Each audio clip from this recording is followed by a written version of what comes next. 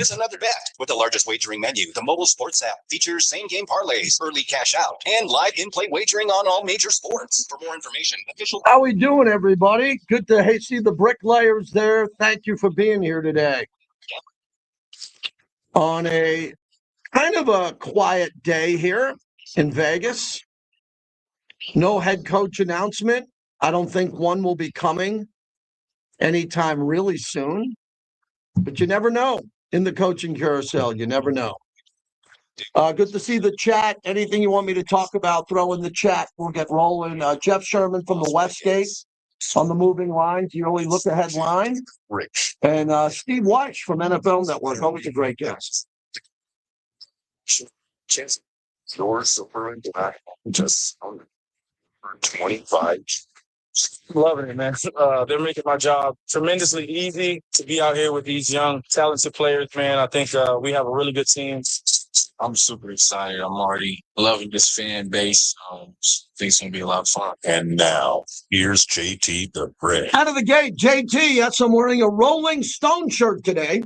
You would know that already if you were logged into our video feed on YouTube, JT the Brick. We're on Raider Nation Radio, based in Las Vegas. Lotus Broadcasting, the Raiders mobile app, lvsportsnetwork.com, and 9:20 a.m. in your car if you're in Vegas. It's a great opportunity to listen in a lot of different platforms, and that's great. Very blessed to have this opportunity here every day, and I appreciate everybody who listens all the time, even though some of you think I'm gruff. You don't know me. You haven't met me. You might not like me. You don't know me. You're confused. Sometimes he's too intense. Sometimes he pushes back at us. Yep, that's me. 30 years uninterrupted. You get what you're going to get, but you're going to get passion and energy every day. I'm going to try to rip the roof off in this 20-minute monologue. And then when the monologue ends in 20 minutes, I'm going to look up and see who's on hold. And hopefully we'll have some good callers on hold and people who would like to add to the show. Calling into sports radio was a privilege. I was the best caller in the country. It was a privilege. Back then, I had to wait on hold until I won the smack off, and then went right to the front of the line. If I see you on hold, I will get to you. I know you're busy this time of day. A lot of people can't listen to me at noon. They're at work, and they listen to me at 8 o'clock at night on the podcast or the feed. So I want to make sure that whenever you're joining us, you're getting the best of what we do, and we try to do that every day, even in the off season. The problem is the Raiders off season is usually very long. It starts on January 1st or 2nd. It goes to August. Let's count. January, February, March, April, May, June, July, August. That's 8 months out of 12 that we're in the offseason. That's why I need to do more than Raiders Radio. It says Raider Nation Radio behind me, but I'm a full-service sports talk host. I can talk NASCAR when NASCAR comes to town twice a year. I can talk UNLV. I can talk national sports whenever you want. Baseball. I'm the guy trying to take out the Dodgers for them buying championships now, officially buying and deferring money to buy championships. I want to talk about everything. And there are going to be days where we're heavy Raiders, other days we're not. And we want to make sure that you feel comfortable calling in on sports.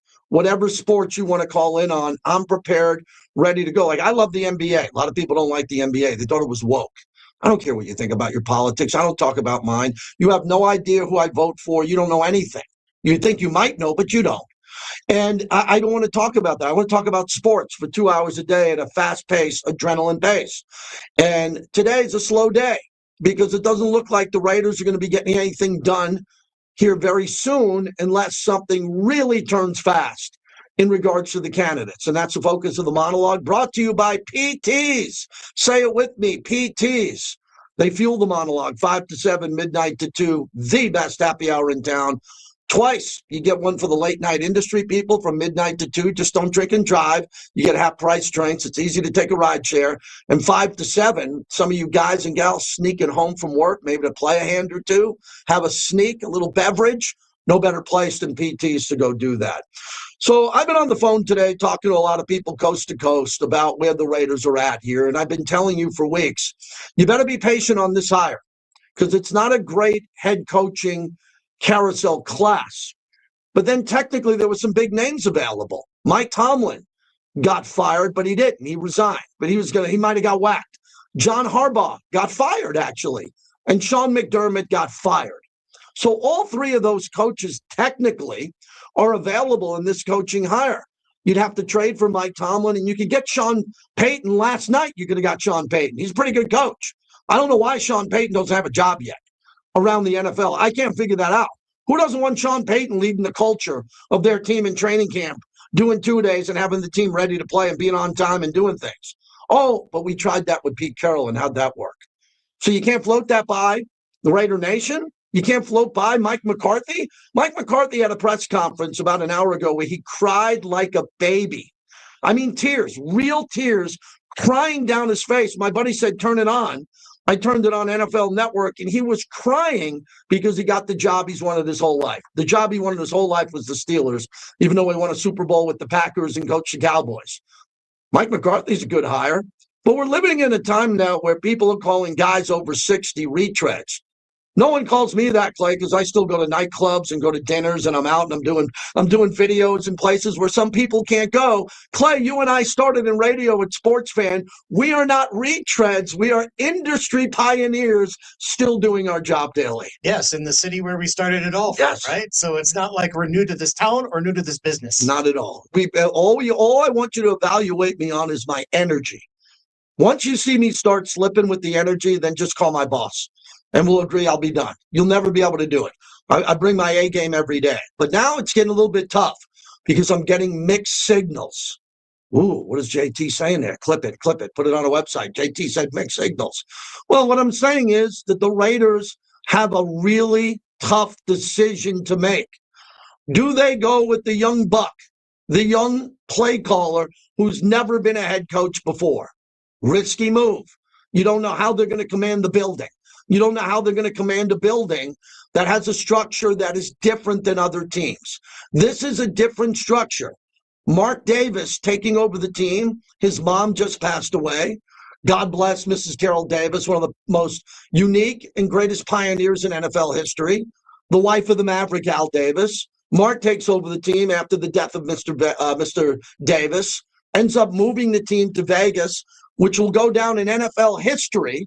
In NFL history is one of the greatest moves financially in NFL history. Don't worry, they're going to win games and Super Bowls here. I hope it's in your lifetime and in my lifetime. I hope it's pretty soon. I really do. I thought it would be, year 6, we go into year 5, 6, 7. There's a Super Bowl berth. I mean, how do you believe there's not a Super Bowl here when the Patriots are going back? They won 4 games. Denver's in the AFC Championship game. We beat them 8 in a row. So it's not a reach saying the Raiders are going to win the Super Bowl. It's just guessing when they're going to do that. And we haven't been able to guess right. But Mark Davis is the leader in the biggest move financially in NFL modern history, delivering Las Vegas to the entire NFL. You can't argue that. You can argue that the tailgating isn't as good as it is in Oakland. You win that argument. You can argue that in Oakland there were more Raider fans than opposing fans. You win because everybody wants to come on vacation to Vegas, and nobody ever wanted to go to vacation in their life in Oakland. No one, other than to fly in and out for a game. So there are issues with Vegas, but financially, where the franchise is and what they did to help the NFL add hundreds of millions and billions of dollars in revenue can never be debated again. Even by the scoundrels who sat in the city when they were thinking of putting in shovels in the dirt, the scoundrels who were in the media in the city and said it would never work. It would never work. Oh, come on. You can't have the Raiders in Vegas. A stadium? How are you going to pay for it? How are you going to pay for it? Oh, how about a BTS concert? How about all the concerts? It's paid. Don't worry about it. You check out of your hotel room. There's a little number at the bottom of your bill. Tiny little number. You never see it. It's paid for. It'll be great. Raiders are golden. They are a golden empire when it comes to a stadium and a revenue stream, not just for the Raiders, for the NFL. Believe me, I know some of the owners. I know the way they used to think of the Raiders and now what they think of Mark, for Mark bringing that revenue base to them when it looked like it would be a risk. Mark was going to move to Carson with the Chargers, really? Jerry Jones blew up the deal and brought Kroenke in, and he paid cash to build SoFi. And the Rams are now, they won a Super Bowl. They're doing well. And the Raiders are flourishing financially in Vegas. And the Chargers are paying rent like they always do. Chargers are irrelevant. They're paying rent. They brought in that knucklehead Mike McDaniel. Oh, dude. Hey, dude, you got a vape? You want me to read a question, dude, on a vape? Yeah, dude. Like that guy was going to be the head coach of the Raiders? Are you nuts? You think we're going to let that guy float around Vegas and troll up and down the strip and head on down from M to Resorts World on a Thursday night? Not happening. Okay?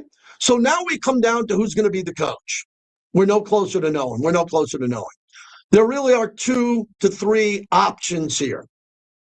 First off, Brian Daboll has a window because he's going to be the Titans offensive coordinator unless he's offered the Raider head coaching job reportedly.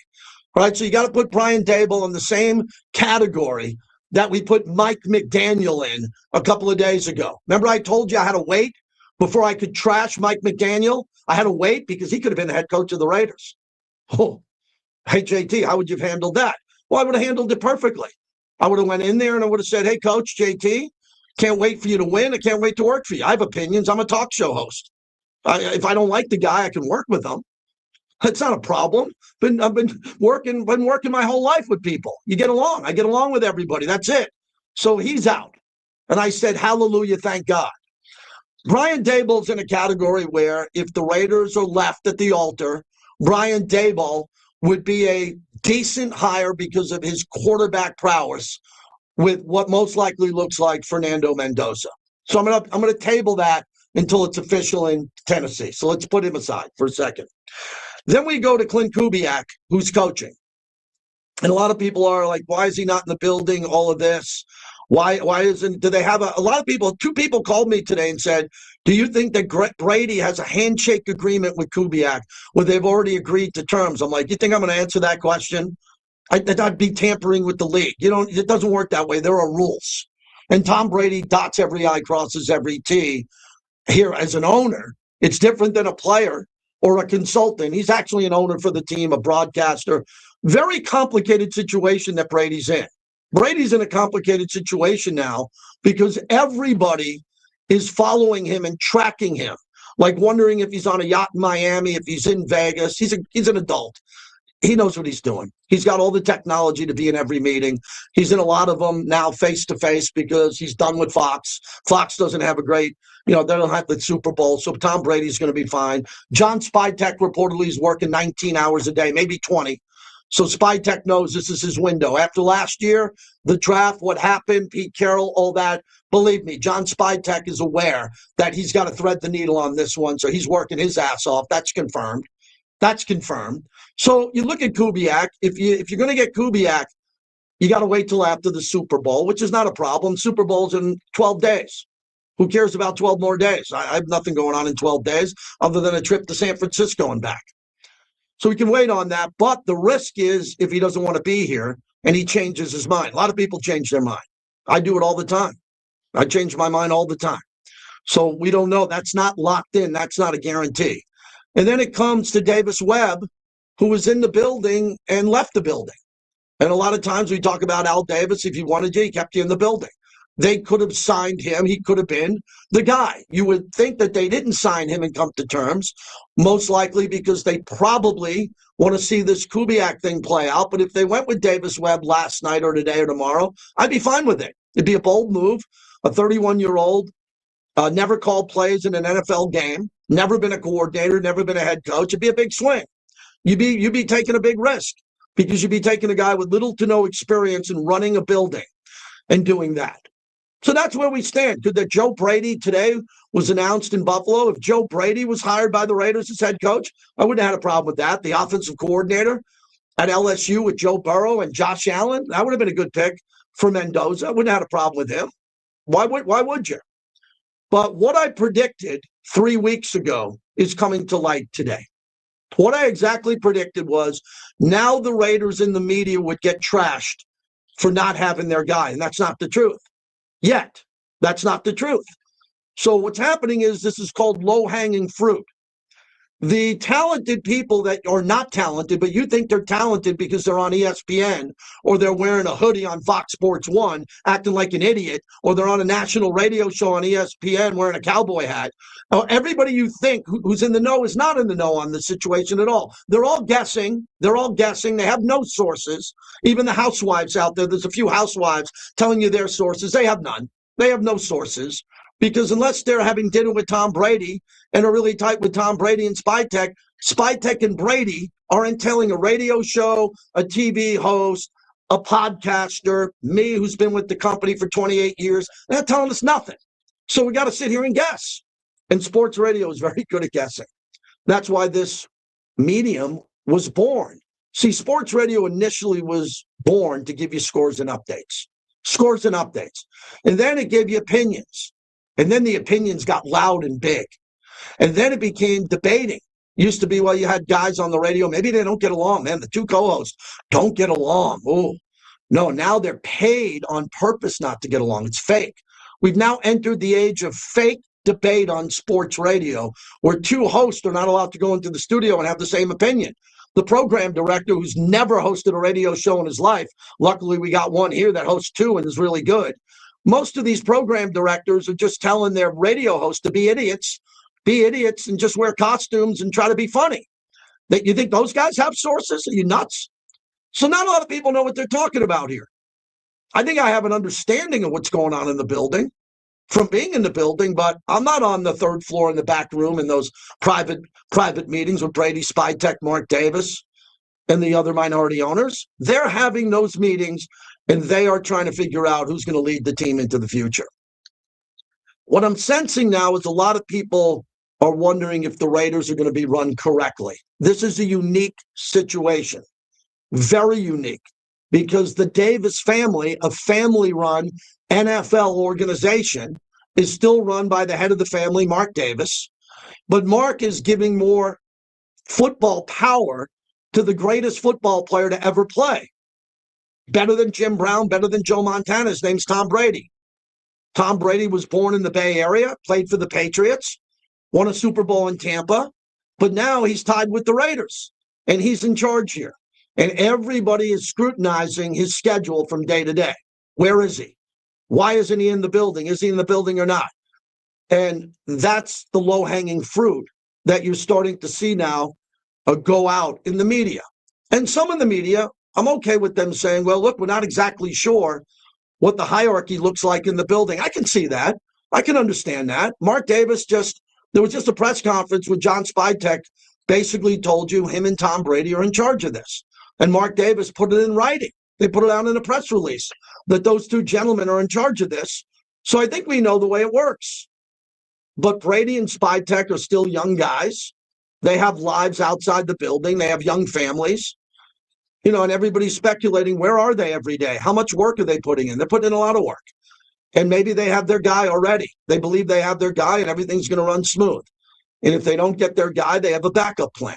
And they have a backup plan after that. It'll all work out. Either way, what it's going to be, as I have to herd cats for a living, I have to bring everybody together in the Raider Nation. Some of you might think I'm a divider. No, I'm just a divider with a small, tiny group of people who are loud and obnoxious. I've been bringing the Raider Nation together for close to 30 years, from remotes to Raider rallies to big events. That's me. I'm looking to bring people together, not tear you apart. The people tearing yourself apart within the Raider Nation are just looking to be doom and gloom people. They're going to screw it up. They're not going to get it right. It's going to suck. It's never going to be good again. No, I'm not that guy. I think the opposite. Let's get behind the hire. Whoever the hire is, let's get behind the hire. Let's hope that he's the right guy at the right time. Is it a risky decision? Yeah, probably a risky decision.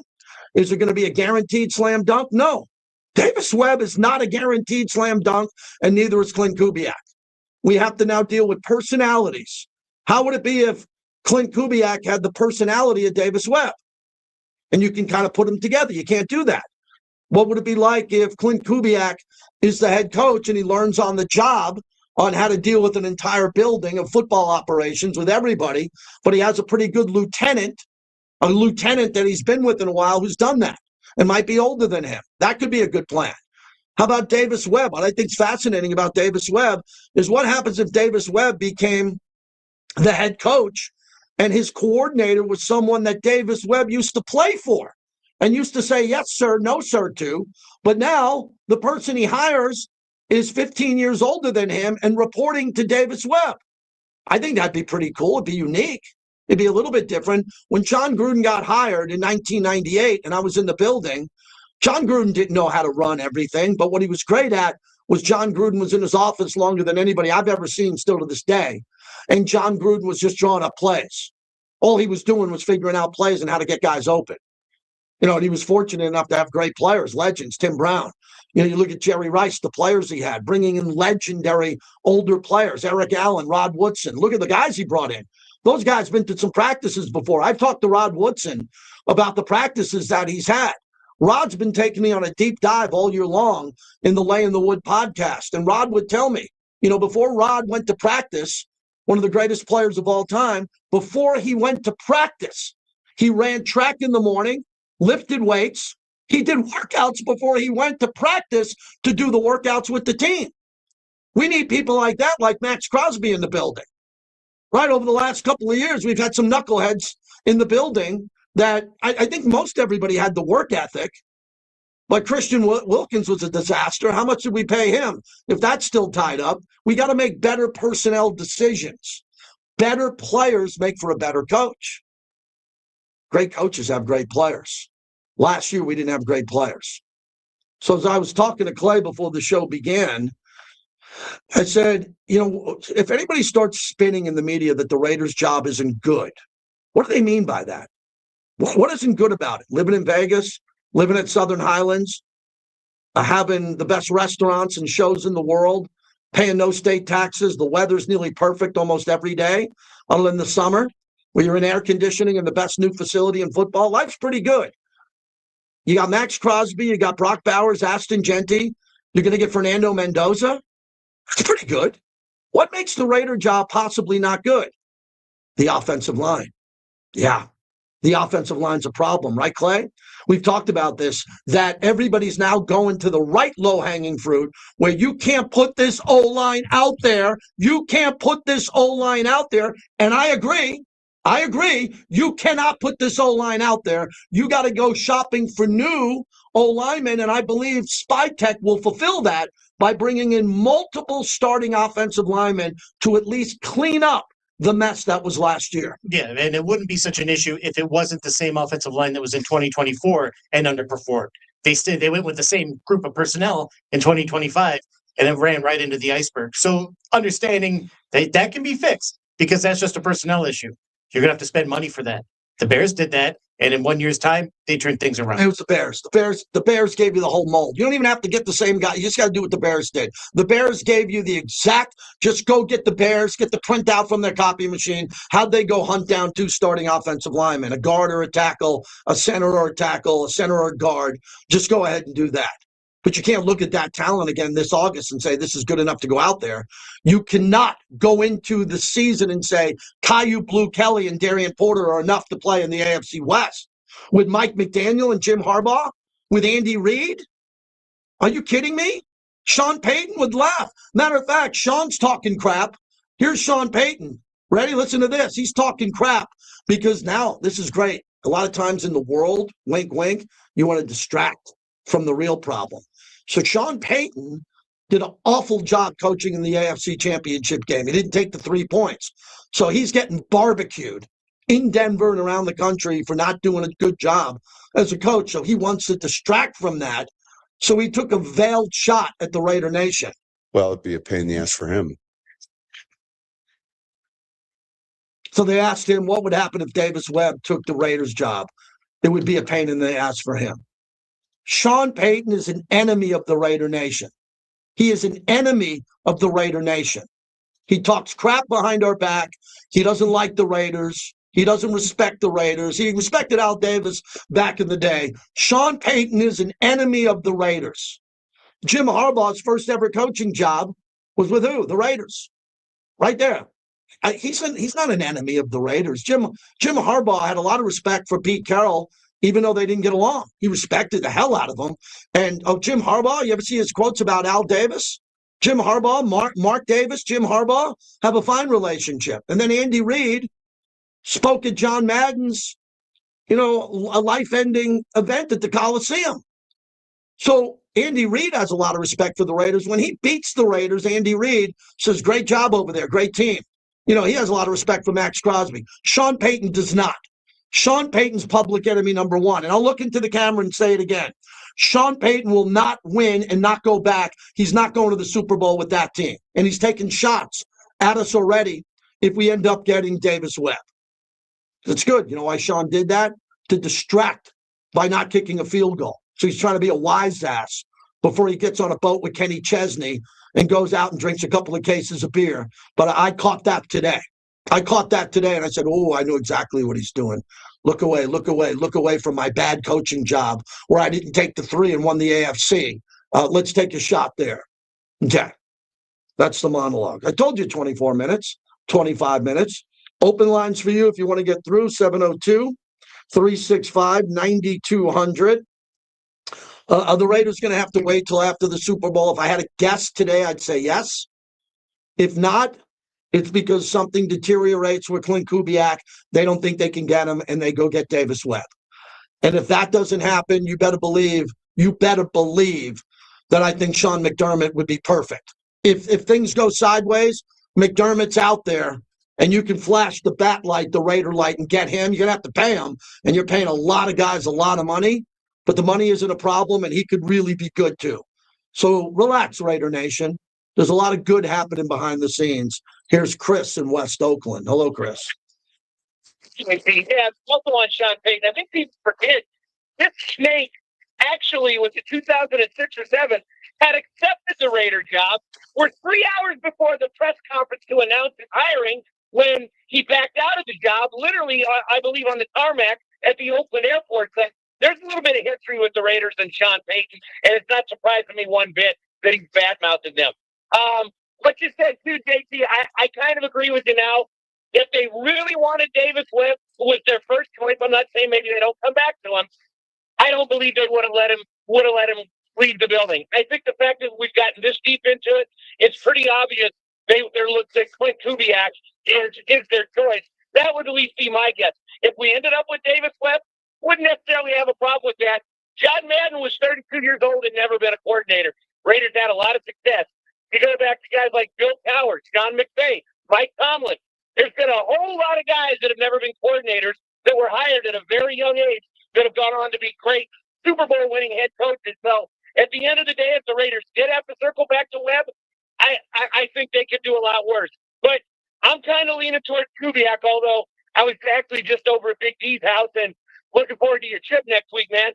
60 degrees sitting out in his front yard in a lounge chair and shorts and a t-shirt. Can't beat the Bay Area weather, so you got that to look forward to next week. But when it comes to bringing these guys in, I would love to see Clint Kubiak because I love the balls that he showed at the end of the game, JP. Now, a lot of it's the head coach that gave him the go-ahead.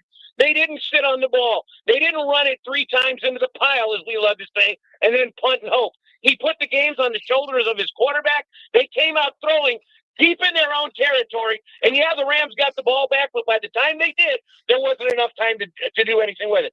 That's the kind of guy I want to coach my young quarterback that we're going to take in the draft, as I said, hopefully going forward for the next decade and a half. Also, when it comes to the offensive line, Raiders have the most money tied up or available in free agency. I still like Colton Miller. I still believe in Jackson Powers Johnson. I don't know what happened with him last year, but I still believe he can be a mainstay in the line, probably at center. To go out, if you have to overpay for 2 starters, you do. But offensive line is the easiest position to fix on the offensive side of the ball because these guys are ready to step in and play now. And I'm going to leave you with this. You made the comment about great coaches need great players. And that's right.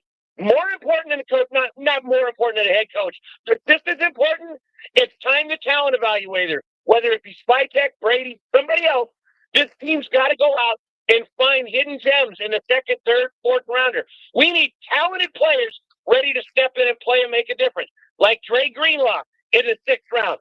Physically dominant players. Again, this isn't high school or college. You're not going to take a 2-star recruit and make him an all-pro by coaching them up. That's not the real world. The Raiders have to do a better job identifying talent and giving the new coach a full pistol to shoot with. Anyway, my friend, hopefully we can get together next week. I'll be in touch with you. We'll touch base. But again, looking forward to your trip in the Bay Area. And as always, thanks for letting me rant. And you got it, buddy. Let's get this stuff Yeah. Later, man. Take care, Chris. I look forward to getting back to the Bay Area, and I hope the weather's great. I hope the weather's fantastic in the Bay Area. Haven't been up to San Francisco in a while. Still got a lot of friends that live there. I'm staying down at Fisherman's Wharf in a nice hotel, which would be great. Walking distance to my Pier 39, my boat ride to Tiburon, all the things I like, Skomas, North Beach. But I'm working my butt off there. We work in the morning, all through the morning, all through the show, and then tape after the show. I got a little nighttime work to do, but I'll have a few definitely cold ones kicking back in the city by the Bay. That's the monologue brought to you by Tomorrow Aesthetics for Men. That's the men's spa that I've been telling you about, and they have a deal right up until Valentine's Day. And you guys got to try this out. I tell you, I've been going there for about 2 months, and they have all the different treatments that you want. You can do anything from hair restoration, the facial, which is amazing. It's like rejuvenation like you've never seen before. If you're interested in weight loss, Botox, whatever you want, they have it at Tomorrow Aesthetics for Men. You can book your appointment now. Go get it for men's Botox, deluxe hydrofacial, micro needling, PRF hair restoration, or weight loss. Why not? You guys deserve a spa day, don't you?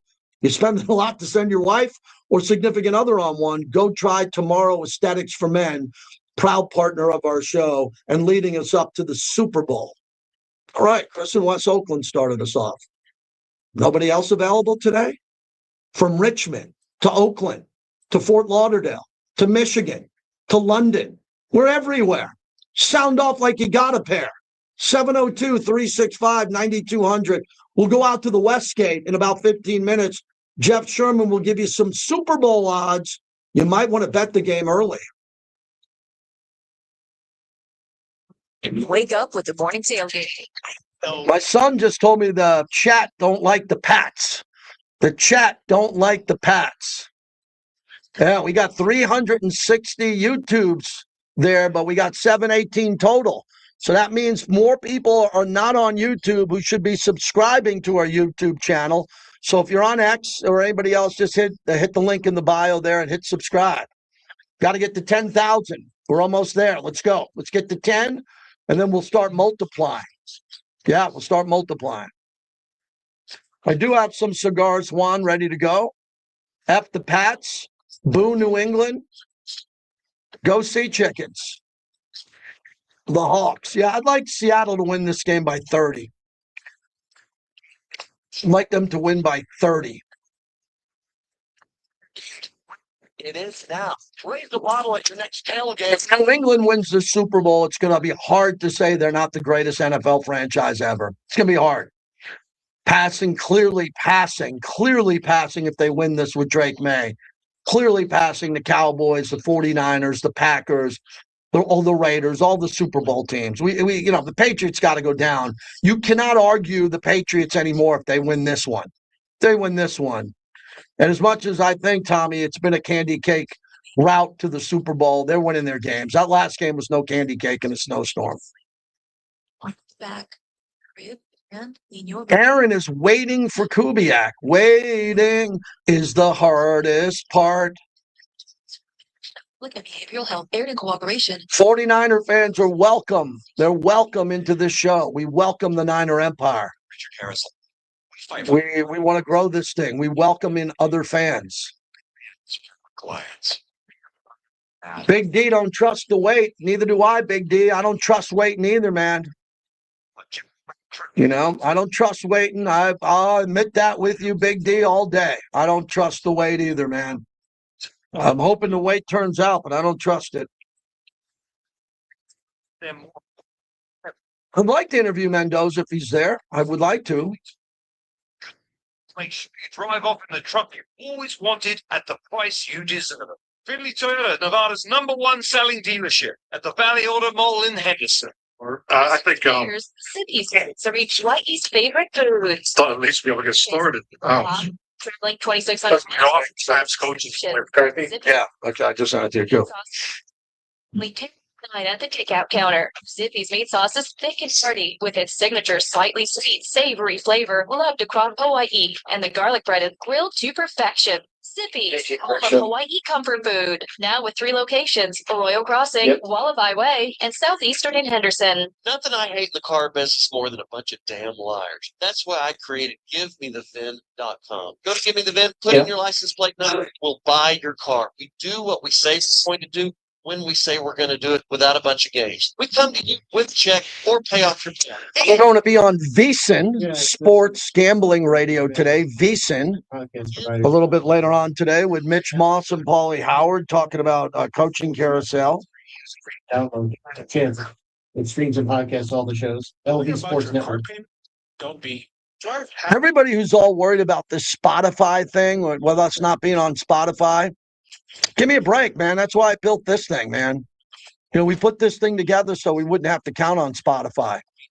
Yeah. Yeah, I'll be doing the show from Radio Row. Yeah, Tuesday to Friday. But everybody's like, "What? Where's the show on Spotify?" The show's live right now, man. That's why we built YouTube. That's why we have X. With the William Hill Cash Rewards Program, you can earn up to $500 in cash. You can earn Winter Rewards points for mobile wagers made January 1st through March 15th, win or lose. You can earn even more Winter Rewards points for teasers, parlays, and same-game parlays. Sign up for the William Hill mobile app today and opt in to enroll in Winter Rewards. To see participating locations, visit williamhill.us. Must be 21. Gambling problem? Call 1-800-522-4700. Ready to hit the road in a new ride? One Nevada credit union believes your life should be rewarded. With a new or refinanced auto loan, One Nevada will let you skip payments for 90 days.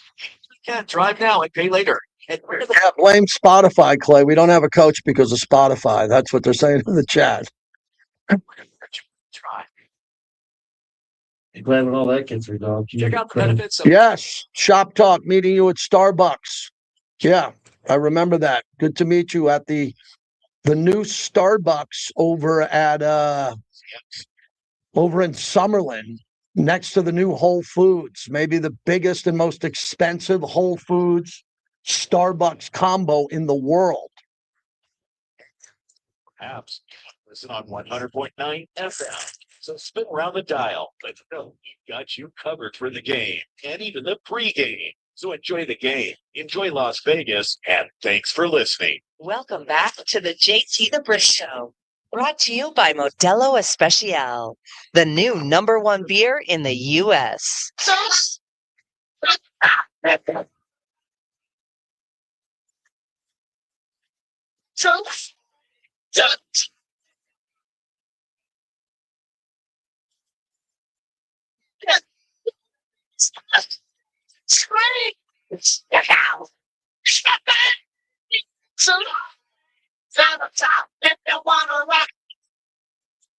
I understand and embrace the responsibility, the privilege, and the weight that comes with this stewardship. This city, this franchise, this fan base means the world to me. Because Pittsburgh's my world, and it's just awesome to be back here. I do want to thank two men. I'm very fortunate to call friends, Mike Tomlin and Bill Cowher. They represented this organization with such class, and I'm honored to follow in their footsteps. Wow, that's Mike McCarthy broke down in tears today when he started the press conference. JT, back with you as we continue on. Open lines, we should never have one, especially before a head coach nomination here. Let's wake up and get moving. I mean, going balls out for 35 minutes. Let's rip the roof off.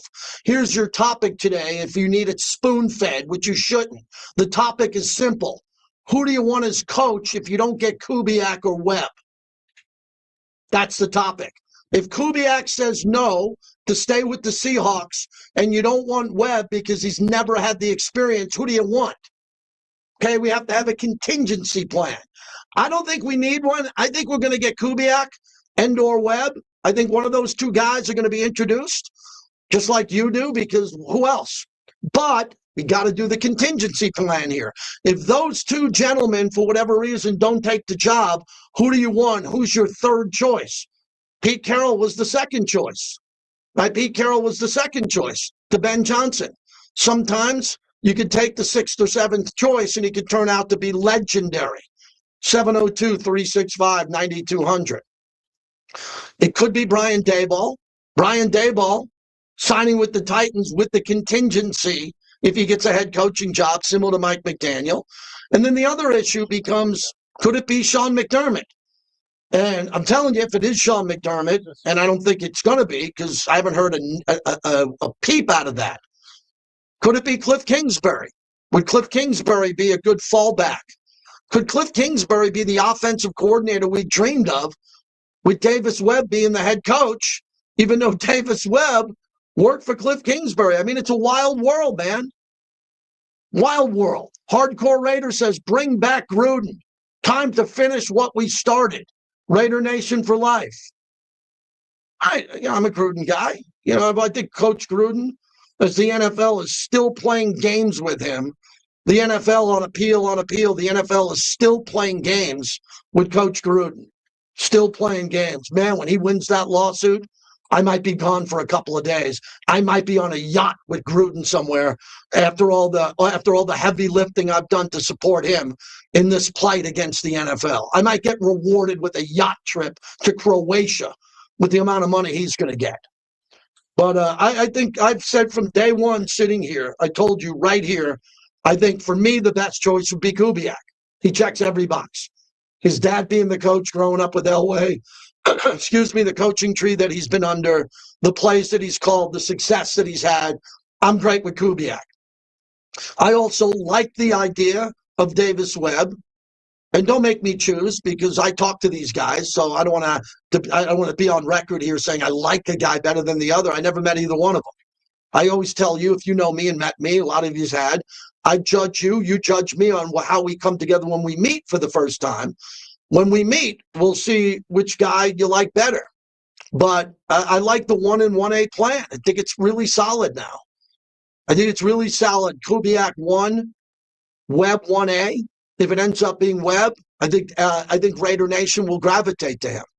And if it turns out that there's another coach there, Van Joseph, who a lot of people think is going to take the Cardinal job. He's a very respected coach, would be very respected. But I don't know if the Raider fans would jump in line for that. Here's Raider John out in Phoenix. What's going on, John? Hey, JT, long-time listener. I've been listening to you for many, many, many years. Thank you, John. We'll just leave it there. But I have probably an unpopular take. So stand by because I know that, some of these takes sometimes aren't very popular Raider Nation. And it's just, I think the problem with the Raiders right now when they're hiring and the people that are lining up to perhaps get interviewed for this job are looking at the structure in game. And they're taking a look at Brady's influence. I mean, can you tell me another organization in the NFL that will be running similar to what the Raiders is? I don't think so. And the issue is kind of this.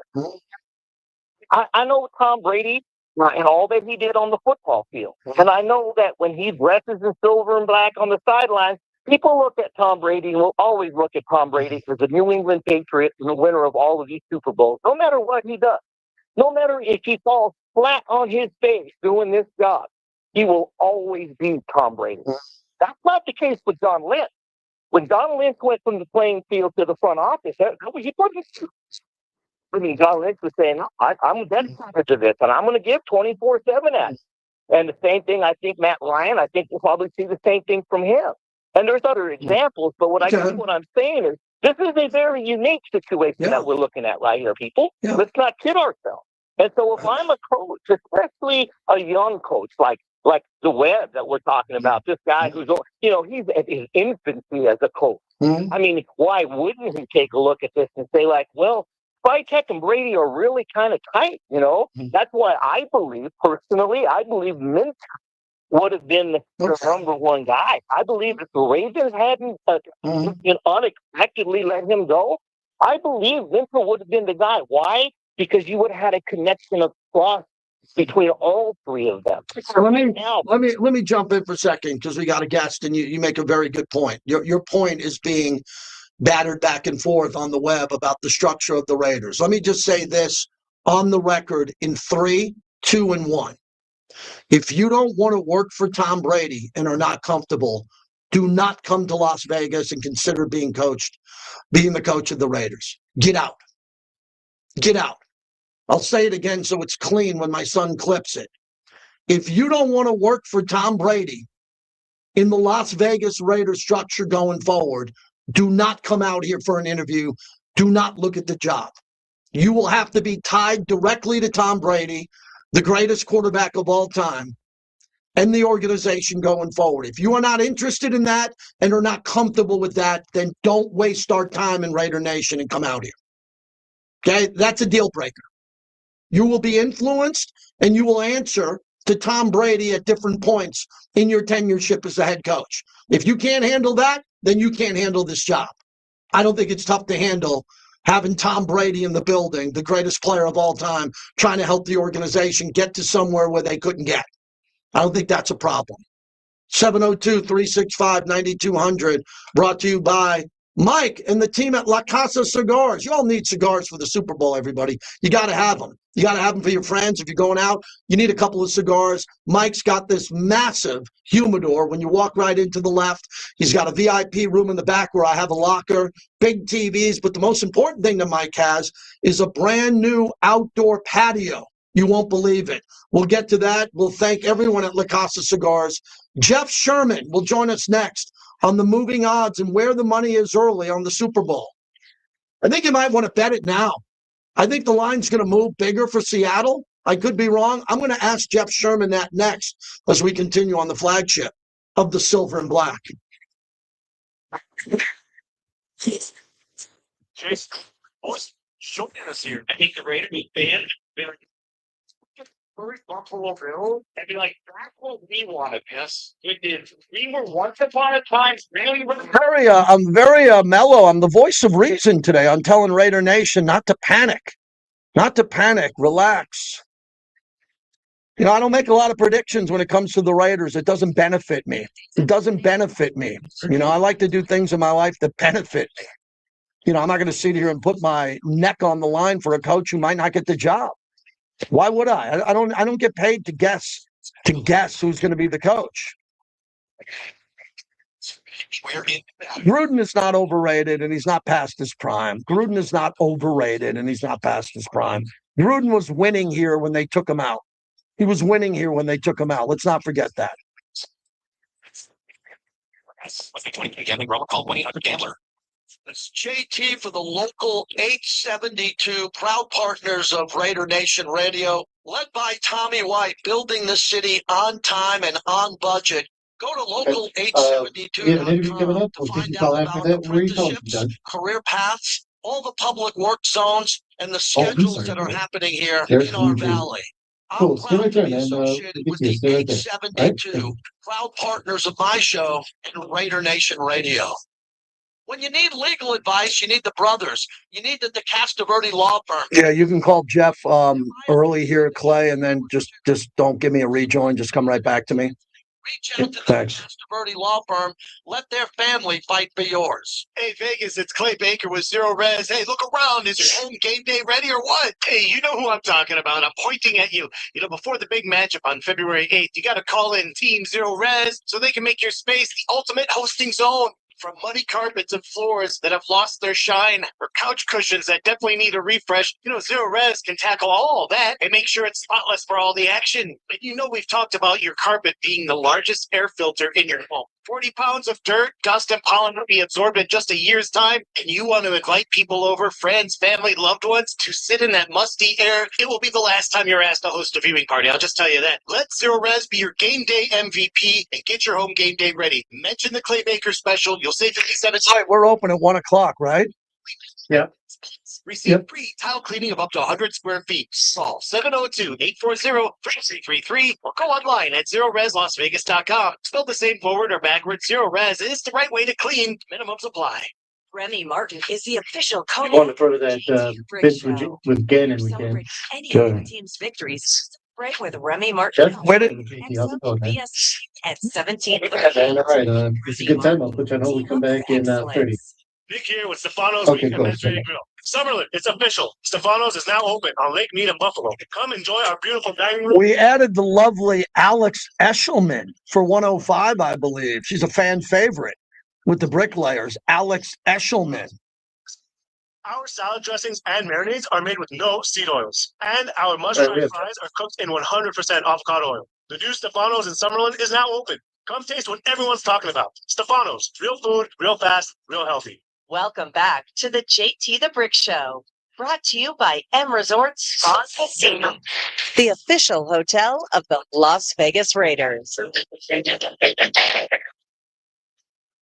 JT, back with you. We head on out to the Westgate. How cool is that? When you live in Vegas and you say, I'm heading out to the Westgate, you know you're going to the sharpest book in Vegas, period. A lot of the other books we respect. We have partnerships with them. No book is sharper than the Westgate VP of Risk Management, Jeff Sherman. So, Jeff, let's recap the championship game for the AFC, man. That under looked really good if you had a weather app. Walk me through the 7-0 and then not going for 3. And the one Sean Payton went for it on 4th down, the game flipped. Yeah, that was crazy that he didn't go for it. You'd think he'd have to have a weather report for the second half and how much of a premium points would be. So that was really a big turning point in the game. But we actually had a lot of over support from 40.5 up to 43 on the total. So it was good for the under for us.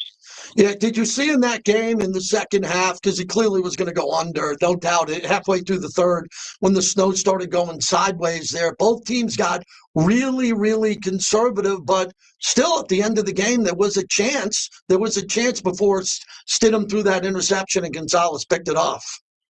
Yeah, there's no question. The thing we kept talking about was the in-play line, and using anything other than 3 when the Patriots were up by 3 was tough. You had to use a lot of juice on it, whether it was -2.5 or +3.5, just because it didn't look like that score was going to change.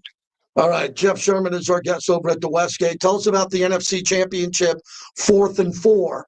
Rams don't make it. How did that flip the game? Yeah, I mean, we had a lot of late support on the Rams, +2.5 even money. So we were in a position where we needed Seattle there. And it was obviously a large play looming there, but it was our only choice to go for it. So, and plus, if you look at the big picture for us, we needed the Rams to not be in the Super Bowl. They were our only remaining liability that we had. So we're in a good position on Seattle and New England. Tell me about what you saw overall with the play of Stafford and Darnold, because I saw around town, and I don't think, correct me if I'm wrong, I don't think it was at the Westgate, but when it came to Super Bowl futures preseason on the Seahawks, no one had the Patriots. I would suspect not a lot of people believed in the Patriots, but as you mentioned, the Rams. What about the Seahawks that I thought was a much sharper play than the long odds when the season started? Yeah, we opened the Seahawks 50-1 and the Patriots 80-1. We actually had a $2,000 wager when the Seahawks reached 70-1, so that was our high point. But like I mentioned, we're still in a positive position on them, so some nice prices if you had them before the season.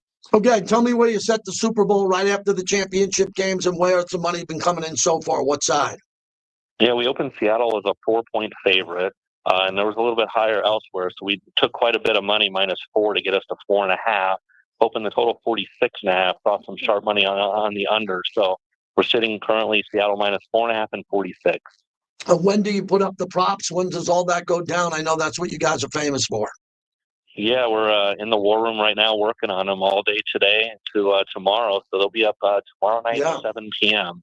Tell everybody about that. I think our audience would love that. On the crowds that show up for the prop bets, how important it is when the sharps feel like they can get value early before the public gets on that, and how you in the war room just do something to add something different every year. Yeah, I mean, we keep looking for variations of the player props that we can put up to expand the menu, and we'll put our opinions into these. So we'll have different prices in the market we'll have. So when we release these, we generally see 40 to 50 sharp players show up, and they can bet $2,000 a prop, 2 props each, and then they go recycle to the back of the line. But usually for a couple hours, it's nonstop adjusting and getting all the sharp money ironed out until we can get it ready for the public next week.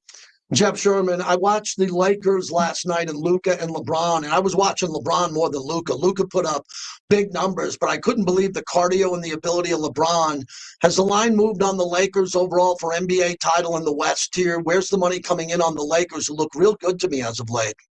Yeah, I've actually eased them out to their highest point of 40-1. I still don't buy into their defense. So when they go up against these young athletic teams, they're going to be a big dog in the series prices. So they're at their longest point of the season right now, 40-1. And with John Morant's injury, Giannis Antetokounmpo, the injuries up with Golden State here, any other plays here when it comes to value and movement here when it comes to the NBA as everybody's chasing Oklahoma City? The one big move that's been over the last few weeks has been the Celtics down to 14-1 for the title, and the possibility of Tatum returning late in the season with them holding fort as they've been doing. So that's the one that's seen a lot of movement where you should have found him 60-1 earlier in the year. Let's move on to the Farmers Insurance Open. I lived in San Diego. I went to that almost every year.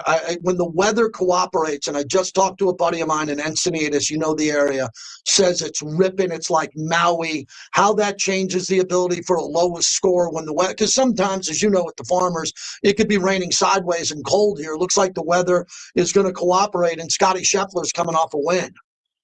Yeah, the weather looks good. So we have the winning score at 13.5 under par. And, of course, they play two courses here. The North Course traditionally easier. So you get 1 day on the course, and that's where you expect to see the low scores. We don't see any tough conditions going on this week. So is this a pure return to Brooks Koepka? Explain that to our audience at 60-1 here as he comes back to the PGA.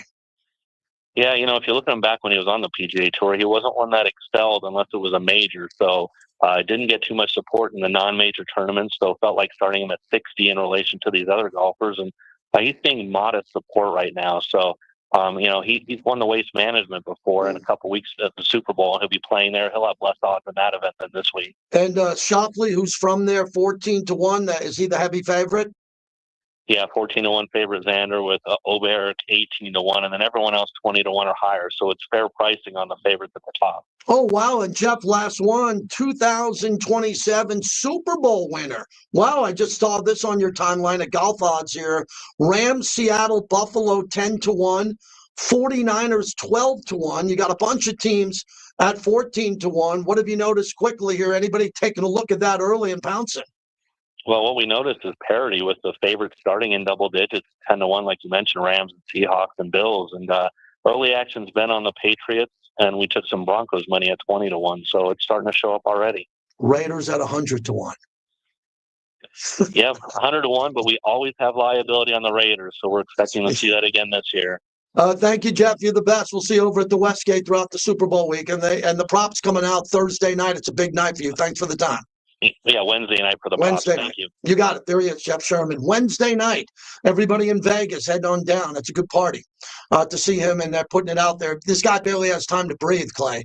As you know, when they put out the props for the Super Bowl, everybody wants to get there, from the sharpest of the sharps to the casual players there. They all want to jump on it early. Yeah, it's not just a couple hundred. It's several thousand. And it's also got to be replicated on their app, too. The Westgate app is fantastic. Yep, that's for sure. Okay. We got Alex Eshelman coming up here at the top of the hour. Excited to talk to her. And then Steve Weish, who just got into a Hall of Fame that we'll tell you about coming up here. And he was on the sidelines during the NFC Championship. He's going to join us coming up at the bottom of the hour. Always a great guest. If you want to jump on through or get in, go see us on YouTube, where we talk during the breaks. But I have to hydrate. Big D always reminds me, hydrate break, JT. Drink some water. Yes, I should. I'll do that, and we'll be right back for a great hour number 2 on the flagship of the Silver and Black. Hey, what's up? It's Q Myers. It's playoff time, and I'll be broadcasting live from Silver Sevens every Friday through the big game weekend. I'll be giving away free prizes, and you can enjoy $3 beers and $3 shots. Silver Sevens, my spot. Silver Sevens Hotel and Casino on Flamingo in Paradise. Plumbers, HVAC techs, contractors, and DIYers. All right, everybody. Stay engaged here. Stay engaged. Power your next Who's project. blaming Mark? Open early and stocked with everything you need. Stop by South Decatur near Russell. McFadden, Dale. Yeah, so they didn't have a ton of money. You're blaming Mark because they didn't have a ton of money for Mac in the day. Don't blame people for not having enough money. That's Lance. If you're a diehard Raider fan, this is your JT, home. why does the YT stream end sooner than the Raiders?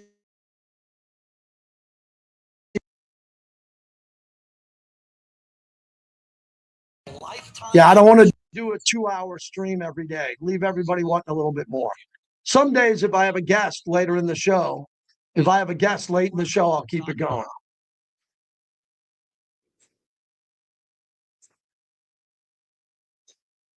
Accidents happen every day and can be devastating and life-changing. Hi, this is Paul Pata from Paul Pata Law. Whether it's a car accident, a motorcycle accident, or slip and fall on commercial premises, if you are injured due to someone else's negligence, our team of expert injury attorneys will focus on you and your case and help you get your life back on track. Remember, it's not about the injury, it's about the recovery. Check us out at paulpatalaw.com or call us 702-707-3000. This is JT the Brick from Raider Nation Radio for MRIDE, the preferred All right. provider of Alex Eshelman. Take a look and make sure my son's got the right photo. Yeah, oh, yeah, that's her. Oh, yeah. Yeah. Hey, stand by. Come on, Nick. Thank you. Ride, and you'll get in and out quickly. Go to mride.com to book your ride today. Use promo code BRICK for 10% off. That's mride.com. Promo code BRICK. For 60 years, Zippy's has been serving Hawaii's favorite foods. And now you can get a taste of aloha without traveling 2,600 miles across the Pacific Ocean. One of Zippy's favorites is the spaghetti meat sauce and garlic bread, now only $10.99 at the takeout counter. Zippy's meat sauce is thick and hearty, with its signature slightly sweet, savory flavor loved across Hawaii. And the garlic bread is grilled to perfection. Zippy's, home of Hawaii comfort food. Now with 3 locations, Royal Crossing, Wallaby Way, and Southeastern in Henderson. It all comes down to this, folks. Yep, the entire season is on the line. But my throat has officially joined the tell. Sounds like you need fixed vapor drops. Yeah. They're max. We'll call on right there in New Jersey, and then we'll do All right, we'll do it. I'll call Alex right after Drops that. hit fast. And Speaking let's of give me fast, did you just see that play? WNBA players on the Vaporize that NBA. ball. That fun should have come with a bet. There's a little Sore fantasy throat pain NBA. with That's fixed coming up vapor next. drops. Use as directed. Fantasy NBA? No, thank you. No, thank you. I don't play fantasy sports. My sons do. Do you play fantasy? A little bit? Not anymore. Yeah. Las Vegas. It's the JT the Brick. You know, obviously it means a lot to me being a part of the Silver and Black alone. You know, the history, said it a million times. I feel like I was meant to be a Raider. I love being here. Your Silver and Black home to sound off for over 25 years. Just amazing, opportunity, great community here, and, great fan base. So I'm expecting a lot of fun, a lot of energy, a lot of great times. It's going to be all about competition. I mean, there's going to be no easy games in our nation. And now here's JT the Brick. All right, hour number 2 of the show. JT, welcome back. We're brought to you by Modelo, the fighting spirit of Modelo. Every Friday, I reward myself with a bucket of Modelos. Modelo, the fighting spirit, proud partner of our show. Alex Eshelman will join us coming up here from ABC 13. And Steve Weish from NFL Network at the bottom of the hour. That's good radio. I don't have anything to do with it. The guests we put on bring something, they add something. And the callers should do the same. You can watch the show live on YouTube at JT the Brick, and you can find out what we're doing on X at JT the Brick. No news with the Raiders today. The big news today was Joe Brady is the head coach of the Bills. He gets a 5-year deal. So they ran out Sean McDermott to elevate Joe Brady. All right. That seems weird. Really does. Usually you wipe out a coach, you wipe out a staff. They're going to bring him to the top.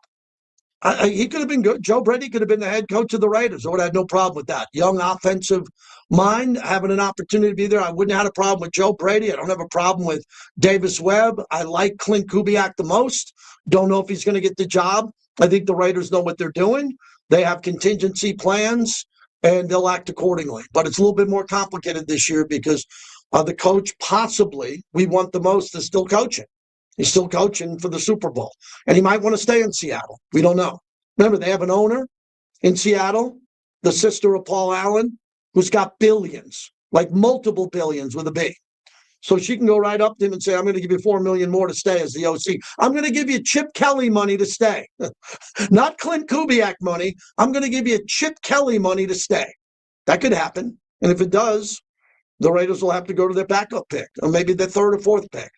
And we'll see what happens and how that plays out. But it doesn't look like there's going to be news anytime soon. But if there is, we'll make sure. We'll make sure that we're on top of it for you as we continue on here. 702-365-9200. Derek in Jersey, thanks for waiting over the break. What's happening, Dave? Thanks, JP. Do you feel in any regard that coaches are hesitant to come here only because we are known as the revolving door for coaches. Fair. There's fair. But keep going. Fair. We fired everybody. We fire everybody quickly. Most of the people who got fired quickly deserve to be fired quickly. So they got fired because the team regressed. And Mark made a quick decision. He looked at the person after he hired him for the right reasons and said it's not working. Absolutely. You could say that. I can't sit here and argue that. I cannot argue that point, that some coaches might say, look, even with a 4-year contract, a 5-year contract, I don't want to get fired in year 1 or 2. I don't think they're going to go down that road anymore. But if you take the job and you go 0-17, you might get fired. It's not that he would have been the guy. I'm going to use Bisaccia as an example. Yeah. We didn't give the guy a chance, right? Not saying he was the answer. He was not MVP. I mean, but he would have been a guy, as an example, I would have given a chance. Toronto, I would have given him a chance. But we let these guys go without giving them a fair shake. I mean, that's just how I see other coaches who might want to come and say, look, man, this guy's got a short fuse for us. We get off to a bad start or whatever, and especially with a rookie QB, I'm out the door. They don't like what's going on. So that's my question on the issue of coaches. Is there a little bit of I don't know. Yeah, let me just tell you, my other thing would be, and thanks for the call, I fall into the category, the bucket, that everybody wants to coach the Raiders. I do. And if I'm wrong on that, you don't have many opportunities to tell me I'm wrong. Who do you know that didn't want to coach the Raiders? It's a small group, even when the Raiders weren't doing well. And the Raiders had a lot of stability. That head coach from Madden all the way through Flores, that was a long run. And most people would love to coach the Raiders. They understand the brand, the history, the Hall of Fame, everything. The size of the fan base, global, not regional. Seattle is a regional fan base. They're not global. The Raiders are global. Now, Seattle's building that brand nicely, but they don't have anywhere near the fan base of the Raiders. A lot of coaches want to coach here. Alex Eshelman joins us in our Tuesday spot. Man, Alex, we've been busy. You've been busy. But women are more patient than men traditionally, and we are waiting on a head coach. What can you share with us? JT, first of all, I don't know if women are more patient than men typically. That would be a study, first of all. And I was just listening to what you were saying about how the Las Vegas Raiders have a global reach and a global fan base. No disrespect to the Seahawks or any of the other franchises within the NFL, but that is for sure one of the most intriguing parts for, I would say, any coach in wanting to take over for the Raiders. Along with that, it's one of the most profitable, of course, franchises in the NFL, as we know. And it sounds like it's coming down to a handful of guys. Speaking of the Seahawks, one being Clint Kubiak, Davis Webb, Dayball, former Giants leader. So I think the biggest thing that stuck out to me, JT, is that they are really wanting to do this right. And I have nothing but respect for John Spytek, Tom Brady, the whole front office, Mark Davis, of course, who's trying to do this right. And I think we said this the last time we chatted. I don't think they've taken this much time on trying to find the right head coach in previous years. Yeah, I agree with you. And Kubiak obviously is doing a masterful job this year with Sam Darnold, the running game, the way that he was able to coach. Remember, Sean McVay is the head coach of the Rams. Kubiak's not the head coach, but they're going offense after offense. And I thought he coached a better game than even the great Sean McVay. He was one of the better coaches out there. And then, Alex, it's going to be Davis Webb, a guy who has no experience, little to none, but he was a backup quarterback in this league. And everybody seems to be impressed with him for his youth and ability to go with a quarterback. And that could be a good 1A if he gets it and puts a good staff together. Absolutely, JP. And I think, starting with Clint Kubiak, I'm not rooting for one guy or the other, but I will say I do think Clint Kubiak, of course, obviously has more experience of coaching in the National Football League. That game against the Rams, 31-27 win, was incredible. And just what he's been able to do with the Seahawks in such a short amount of time, what he's been able to do in developing Sam Darnold. I mean, it's pretty incredible that Sam Darnold was basically counted out the majority of his NFL career up to this point, and now in just one season, he's leading the Seahawks to a Super Bowl, and you can't deny that Clint Kubiak has played a huge role in that. Davis Webb, you mentioned it. He's very comparable to Sean McVay, 31 years old. He's kind of like the hot new young thing. And I think in terms of, just giving a guy a shot and someone that John and Tom would be able to develop maybe a little bit and kind of mold into what they would like versus a Clint Kubiak who has a little bit more experience. I think that's a definite benefit there as well. And it's kind of random, but I mean, I would likely say that Fernando Mendoza is coming to the Raiders. And of course, we know he spent some time at Cal Berkeley, so did Davis Webb. So I think that's a fun little comparison. Yeah, I think that is. Alex Esselman joins us, ABC 13. Great job she does throughout the community in all different sports here. Vegas Golden Knights make a really big trade, and to see White Cloud leave, but it seems like the organization is always looking, Alex, for one little move or maybe two a year. We are so spoiled covering this team that there's an owner that has a Stanley Cup roster out there every year, and he'll still go the extra mile to try to tinker with it and bring in better players. You took the words right out of my mouth, JP. We are so spoiled. I mean, I know people would probably take a shot at me for this, but we're so spoiled to cover the Raiders even when they have had losing seasons. I mean, Las Vegas is the place to be, I think, and, for so many reasons, along with the dynasty and the Las Vegas Aces that we're covering, the A's, of course, coming to the Valley. But yeah, in terms of the Vegas Golden Knights, it was sad to see Zach Whitecloud go. I mean, there's no doubt about it. Everybody has loved him. They're very loyal to the original Misfits. And while he wasn't technically an original Misfit, he was, for lack of a better phrase, an honorary Misfit and being a part of that inaugural season.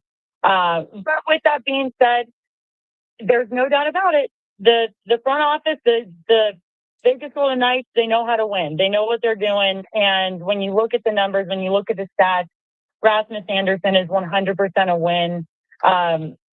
And I'm excited to see what he does for the club in the back half of the season here. What's going on? Alex Esselman's our guest. The Lady Rebels, the Running Rebels. Look, Josh Pachner's trying to get butts in the seat, and that's really important. If you're a student at UNLV and there's a men's basketball game and a women's basketball game over at Cox Pavilion, but if it's UNLV at Thomas and Mack, he is asking people and students to come across campus and go to the games. Like from food to tickets, everything being taken care of. This isn't a hard sell. You're in college. If you're 19 to 23, if you're an alumni and you live in Summerlin or you live in Henderson or close, you go. And especially the games where he asks you to go. What's the vibe around campus in both the women's and men's basketball team?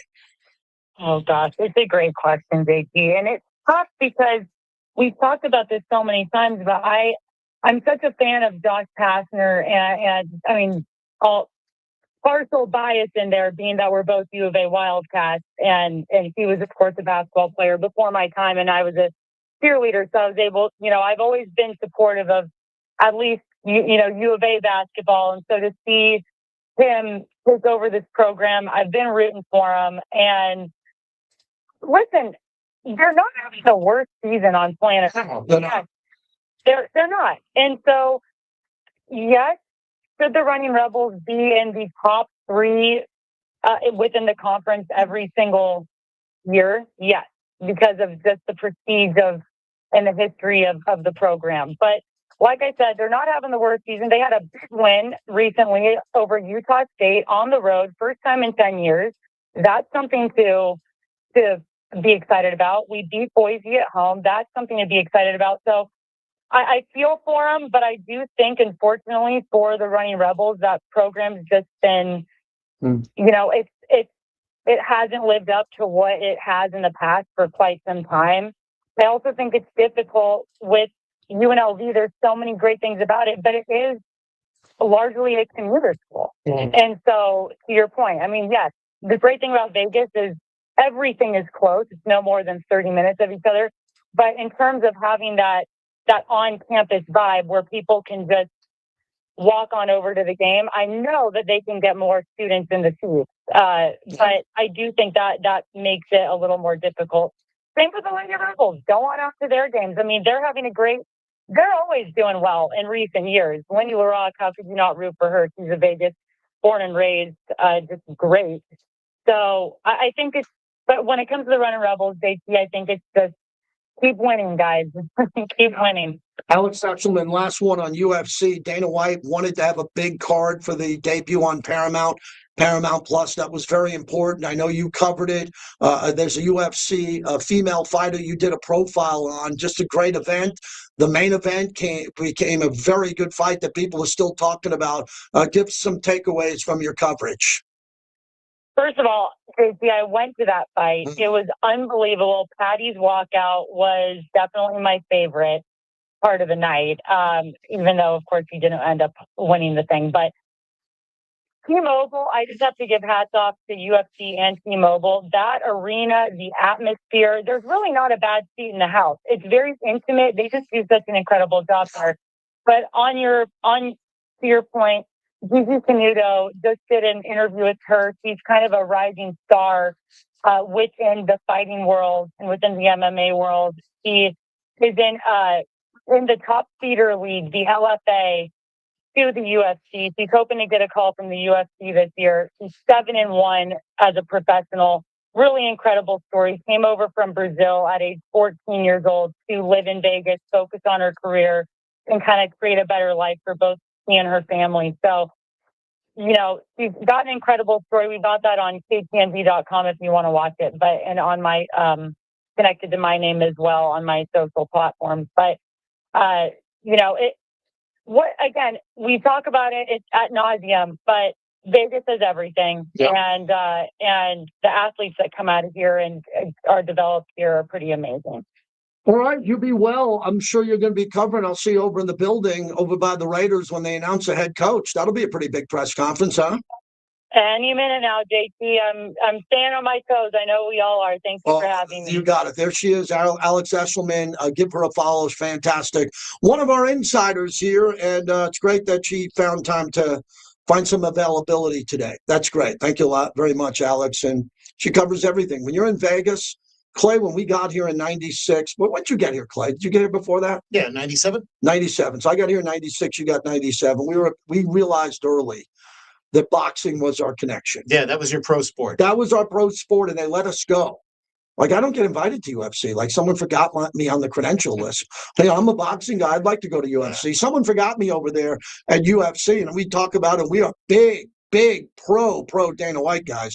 But I think they have my old AOL email. I still only use my AOL, so I think I might have got, gutted on that. Yeah, they're like, hey, the Earth-linked AOL guys, they're not responding anymore. JT the Brick at Gmail works, but I guess they don't respond to my talk brick. But you waited all the time for those major fights. They would come in, and that was your pro sport. And you would have, minor league baseball and things like that. But UNLV, that's what you clung to. But then when the fights came, that's where you gravitated to. Yeah, and all those years that I was here, I was commuting up to Oakland for the Raiders a couple of times during twice a week during football season. But we'd wait around for the fights, and then the fights would be great. And Clay and I were here for Trinidad, De La Hoya, Floyd, Mandalay. Manny, Mike Tyson, Evander Holyfield. Yeah, I was in the Mandalay Bay the other day, and we were with Sean Porter, the great boxer and analyst now, and Don King's name came up. And one of the guys that didn't know was kind of he was talking down about Don King. DK. And me and Sean Porter no. Don's been good to us. Don was great. The Mandalay Bay where the Flying Fishes play. Always. All the great times with him. But as Alex said, now if you're new to media and you're moving to Vegas, now you get to cover the Raiders, the Golden Knights, UNLV. UNLV was here, of course, with the heyday of Tark. But there's so much sports going on in the city now that we're busy. We're busy year-round. There's more on the way. A new indoor arena football league is now starting at the Orleans Arena.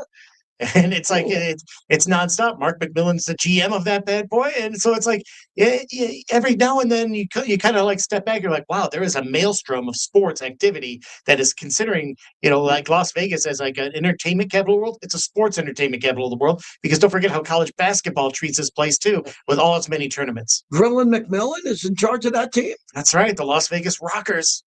Tell me about it. I wasn't aware of this. That's another thing that must hit my spam in my email. Yeah, New Orleans Arena will be host for the Las Vegas Rockers, a new indoor professional football league, and he's now the GM, and they are starting up. In fact, they got games in April. Great. He's a great guy. One of Eric Allen's best friends, EA. And EA's ready to come here. I texted with Eric Allen as soon as the bat light goes up on Al Davis Way for the new coach. Everybody's flying in for the presser.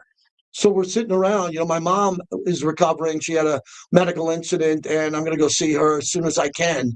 After Super Bowl, we're kind of on lockdown until a coach gets hired. So kind of sitting around just on lockdown, waiting for news. I think today it hit me that the Raider hire might not be till after Super Bowl. So after Super Bowl is the Monday after Super Bowl. Vince is in for me that day because I am traveling that day. And that'll be interesting because if Kubiak gets hired, that press conference could be that day, which could be really interesting here. So I'm trying to herd everybody here, flights and all that. Or if it's not Kubiak, it could be a couple of days if they have another candidate here. I think the Raiders are trying to figure out what's going to happen here with the calendar. Who do they like? Who do they have lined up to do it? I'll tell you a guy who knows a lot about this is Steve Weish. He's going to join us next. He just got inducted into the HBCU Black Hall of Fame, College Football Hall of Fame. It's a big honor for him. I can't wait to congratulate him. He's going to join us coming up here in a little bit. We'll talk to him. He'll be our final guest of the day. We'll open up lines for you. Alex is off the line. That means lines are open. 702-365-9200. As we said, no one's bid on this topic yet, which means I gave you a good topic because no one's asked yet. If you don't get Davis Webb or Kubiak, who's your third choice? Anybody? Bueller? Anybody? Mine's Sean McDermott. If Sean McDermott could go ahead of those guys, I'm good. He's a hell of a coach. So who's your third choice if it gets to the point where we're down to the second and third choice? Could Brian Daboll be waiting in the weeds, waiting back there because the Nashville job sounds good, man? Let me tell you something. Being the head coach, it's Robert Saleh. If it's Brian Daboll and Robert Saleh, can you believe Clay, the coach that got run out of the Jets and run out of the Giants, could pair together to lead Tennessee? And just try to turn around a 3-win team. And next thing you know, if things get better, if let's say you double your win total or maybe even compete for the playoffs, now you're in a catbird seat to get another job as a head coach. Yeah, someone said, JT, you would be JT the Brick. You'd be my third choice for coach. You know why I wouldn't be a bad pick? Because if I was the head coach of the Raiders, I had the headset on, and the Raiders won the toss, I would take the ball. I wouldn't defer. I'd take the ball. And you know what I'd do on the first play? I'd go 5 wide with Mendoza. I'd go 5 wide, not 4 wide, 5 wide with my new offensive line, and I'd go no huddle. Everyone would be like in the third deck, oh my God, JT the Brick's the head coach. Look what he called. He's going 4-5 wide, no huddle. Right out of the gate, man, I'm deferring. I'm taking the ball. I'm not deferring. I'm going wide. I'm just running, man. I'm just throwing the ball. Get to the line. Go, go, go. That's what I would do if I was the head coach. Everyone would love me. They'd have JT the Brick head coach shirts. He's like, JT the Brick's running no huddle. JT the Brick's running no huddle in the first quarter. Oh my God, JT the Brick told the other coach, we're onside kicking. We're going to go in the first quarter, Clay. I'm onside kicking. We're going to recover the ball. And then Mendoza's going to come out. We're going to go, go, go. We're not going to stop. I would hammer the other team if I was a head coach. I'd bury them because I'd just run fast-paced Brock Bowers up-tempo. Genty. I'd line up Genty in the slot. I'd be going 4 wide with Mendoza. I'd have my big new hogs up front. I'd have Jackson Powers, Colt Miller in my new offensive line. Oh, man, we'd be so aggressive. We'd be just throwing it, running it. Man, you wouldn't even know what would happen because I'd run up-tempo. No more of this stuff. I'm a season ticket holder. No more 3, 2, 1. The clock's coming down. Call timeout. No. I go fast. We need someone in here. We need someone in here running a faster offense than we've seen. And we've had some good offensive coordinators. I love Greg Olson, friend of the show. Chip Kelly, highly decorated. John Gruden, offensive head coach, right? We had a lot of people here. Norvell Turner. Who can forget Norvell?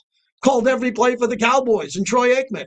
But I would run it faster and with more energy and more excitement. And I think the new coach will do that too. When we come back, Steve Weish will join us from NFL Network. Really Raider friendly, does a lot of work for the Raiders. He's on a lot of our shows. We'll talk to him on the other side. The Castaverde Law Group.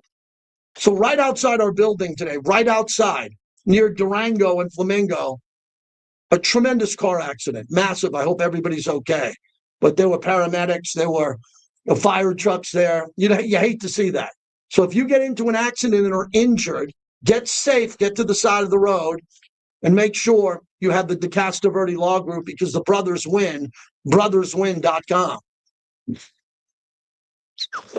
It's unnecessary roughness. Thor and Summerlin, welcome to the show. What's on your mind? All right, we got one more guest. One more guest. Someone who's out of time because everything, nothing's ever going to be perfect. So you're correct. And you can turn this whole franchise back around. Please don't blow this one. Mondo Mania is going crazy in Vegas right now. Let's go, baby. Don't miss Unnecessary Roughness, weekdays at 2. Boyd Gaming is the official and exclusive local casino partner of the Las Vegas Raiders at Allegiant Stadium. Bring your friends, have some fun, but always bet on black. Give me a minute here, everybody. How's the chat doing? Don't let Where's Hugh Jackson these days? Ask Cisco. Cisco has cocktails and cigars with you. Give them our best. Las Vegas brings you $5 Martini Mondays every Monday from 4 to 9 p.m. 5 martinis to choose from, and everyone is crafted with Tito's handmade vodka. Smooth, clean, top shelf flavor for just $5. Classic, lemon drop, Cosmo, dirty, and espresso. Do your Mondays right, Raider Nation. $5 Tito's martinis and free parking at Gatsby's Cocktail Lounge at Resorts World. Honey Davidson here from BetMoneyHoney.com. Have you ever felt like the odd man out at a friend's house watching the game? After years in the sports betting industry, I can teach you the rules of different sporting events so you could now be part of that crowd of cheering fans with an understanding of the game. Plus, I can teach you how to place a bet on a game, which will completely change your perspective because you too can be a winner. Join me at BetMoneyHoney.com. That's BetMoneyHoney.com. When you are injured, knowing that someone... All right, we'll wait till 1:30 to call him. The sound that we have here, Sean Payton. I like the Andy Reid. I'll throw to that. Family, to the expert legal team at Pastor Ver. We thank you. Good show today, man. Still got a lot of people in here.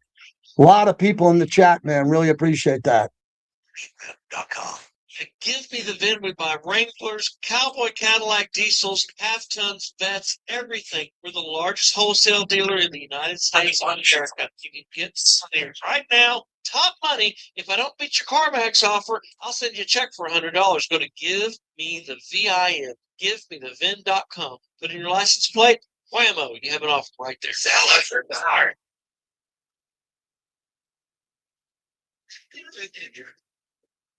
Find what you love what you find. Don't find it for yourself. I'll give you one for M-Ride.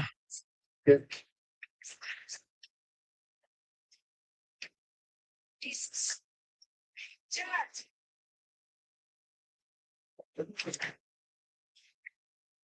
Yeah, I'm going to be on Follow the Money with Paulie Howard, Mitch Moss at 3 o'clock, 6 Eastern, 3. Then I'm going to be on the radio with Kenny Thompson, Sports X Radio. There is a big viewing party stream going on for Tom Flores this weekend, which I'm going to be a part of. And we're going to be talking about that a lot coming up here. So there's going to be a big Raiders live stream with all the booster clubs, Raider fan bases for Tom Flores. Coach Flores is going to be watching it, and all of these fan bases are going to be connected on the stream. I'll have more details on that. You can earn even Winter rewards points for teasers, parlays, and same-game parlays. Sign up for the William Hill mobile app today and opt in to enroll in Winter Rewards. To see participation, Going to end right around 7:30 or 8:30. So I'm going to to you. Gambling, call 1-800-522-4700. If you need to sell your house, Talk to Aaron Taylor. you wanna sell it fast to get the most cash. Talk to Aaron Taylor. The real estate guy. Aaron Taylor here, the real estate guy. Let's talk real life for a second. If you own a home that's nasty, distressed, or just completely overwhelming, you're not stuck. Call the real estate guys today. You don't have to fix it, clean it, or explain it. We buy homes as is, exactly the way they are.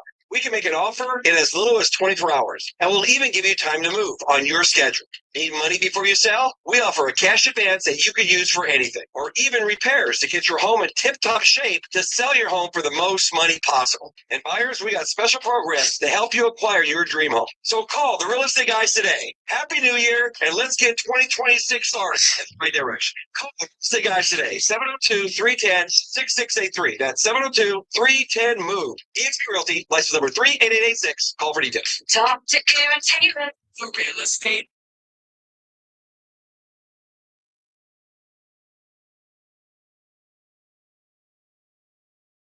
With their $15,000 face-off drawing.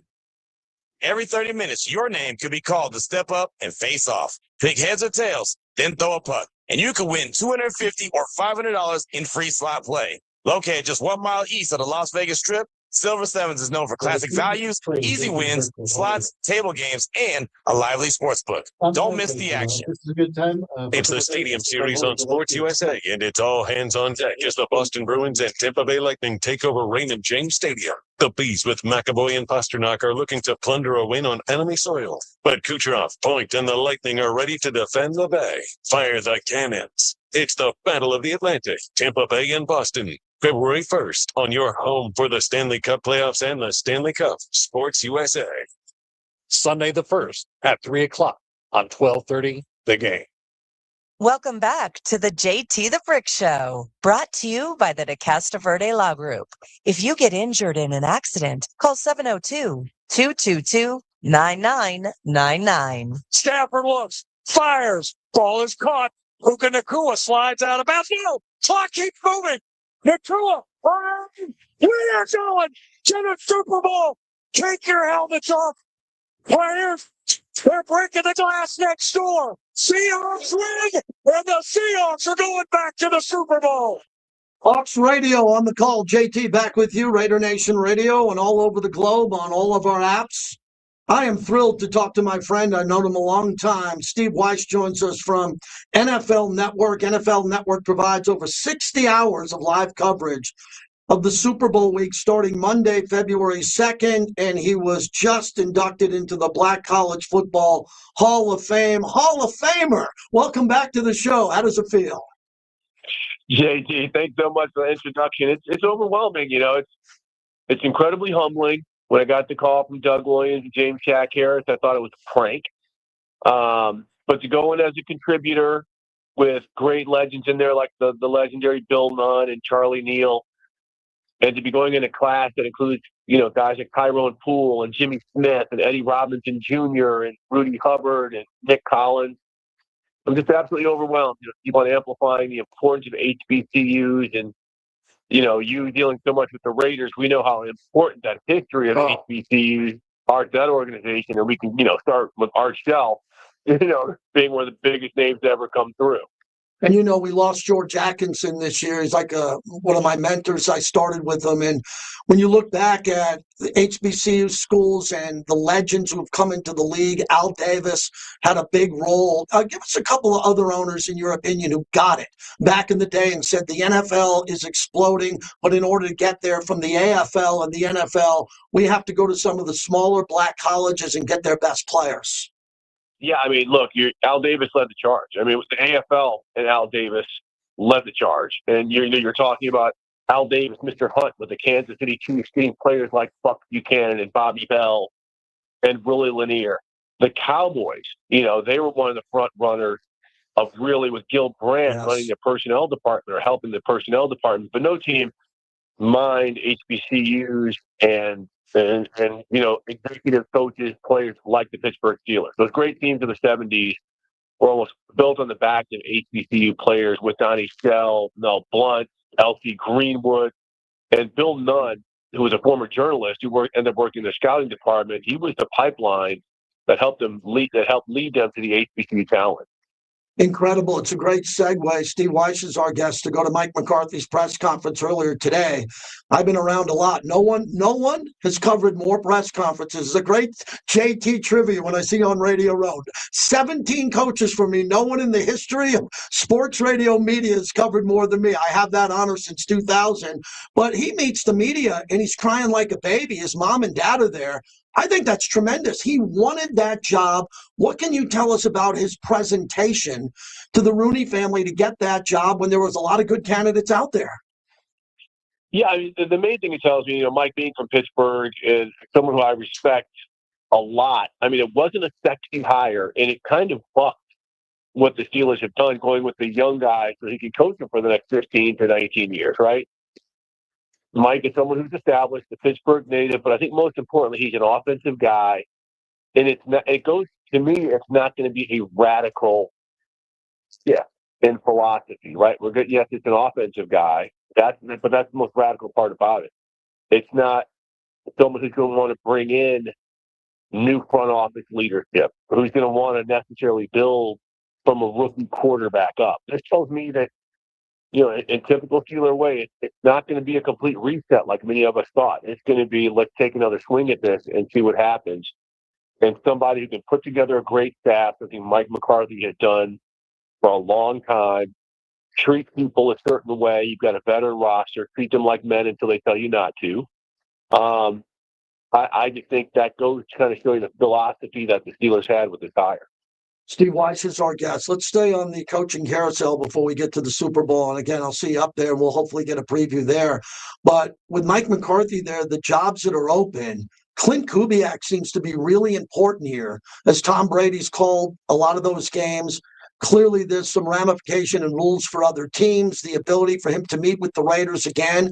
Do you think he wants that job with potentially Mendoza coming? And then there's Davis Webb looming. You're really connected with teams around the league with the remaining coaching jobs that are available left. What are you seeing as you look through the landscape?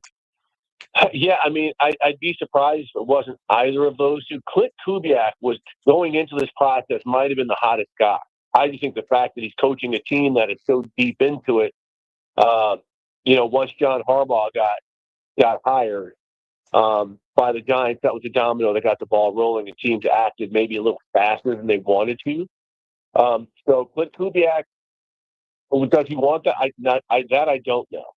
Because this is, with the Raiders, this is something that could take some time. But once again, we saw what Mike Vrabel had just done to get Patriots to the Super Bowl. So, you never know what can happen if you get the right players in place, especially the quarterback. But Davis Webb, man, he is somebody, even when he was just fresh from playing and went into coaching, people said he had it. Now, he'd be the young, super wonderkin Sean McVay type, who probably has a lot to learn in the process, but that also could be something that the Raiders want if they're patient. That's the one thing the Raiders have shown not to be. You just talked about all the press conferences you've had to go to. They've not shown patience to necessarily philosophically say we're going to rebuild. This is going to take some time. Let's give the coach patience to do this. So I think for both those guys, that's going to be in place. But with Davis Webb having a lot less experience than someone like Clint Kubiak, he would need more patience. And I think there'd be an insistence on him bringing in maybe a former head coach, much like what Sean McVay did with Wade Phillips and Mike McDonald did in Seattle by bringing in Leslie Frazier.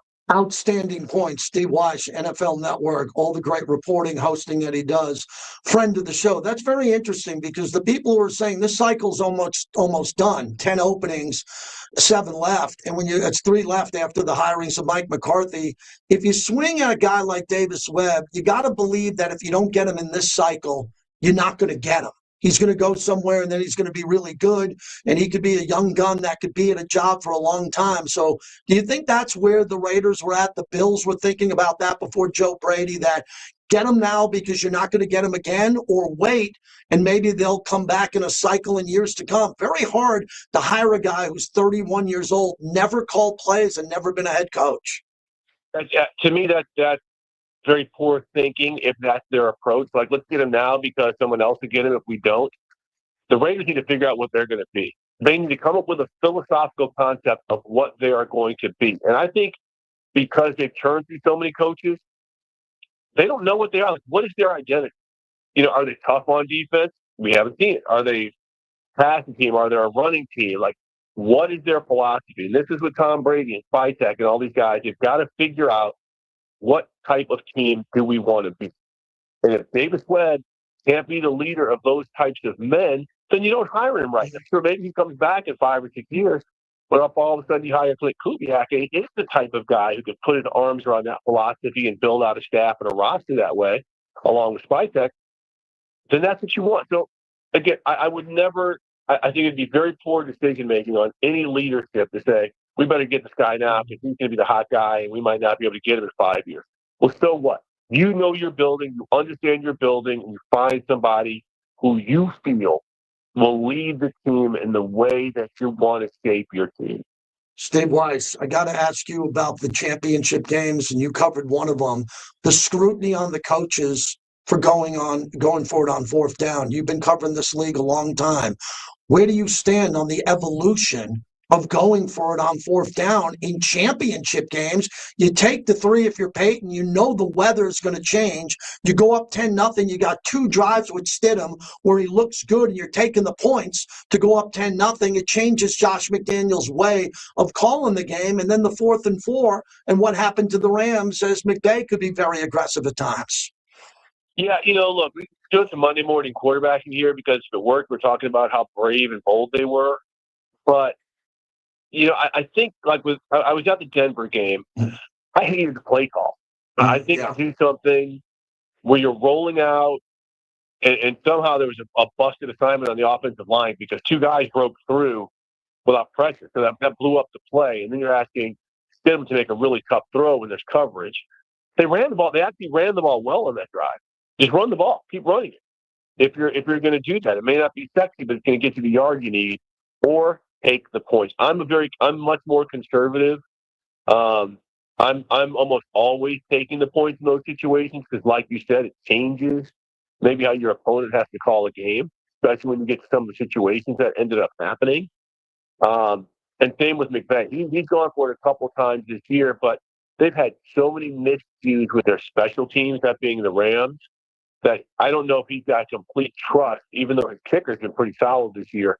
I don't know if he's got complete trust into the operations of their special teams, which is why he probably went for it.